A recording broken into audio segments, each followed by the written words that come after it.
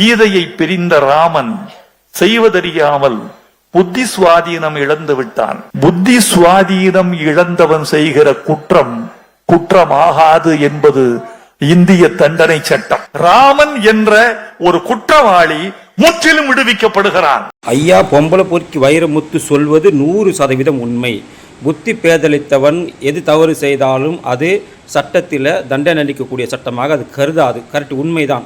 எப்படி நீங்களும் மனைவியை இழந்தவர் தான். இந்த விழாவை எடுத்து நடத்தினார் பாருங்கள் ஜெகத் ரட்சகன், அவரும் மனைவியை இழந்தவர் தான். நீங்கள் இருவருமே மனைவியை இழந்ததனால் புத்தி பேதலித்து மூளை இல்லாமல் பைத்தியகாரத்தனமாக திரு ஜெகத் ரட்சகன் இந்த விழாவை நடத்துகிறாரா?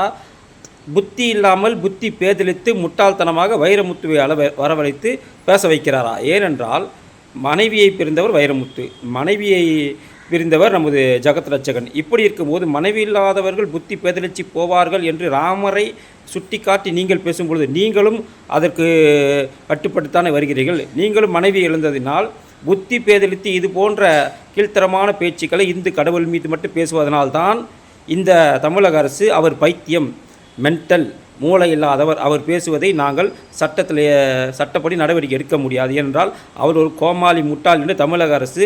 அதனால்தான் மீட்டு சர்ச்சை வந்தபோது கூட, பாடகி உங்கள் மீது பாலியல் புகார் கொடுத்த போது கூட நீங்கள் கைதாவாததுக்கு காரணம் இதுதானா?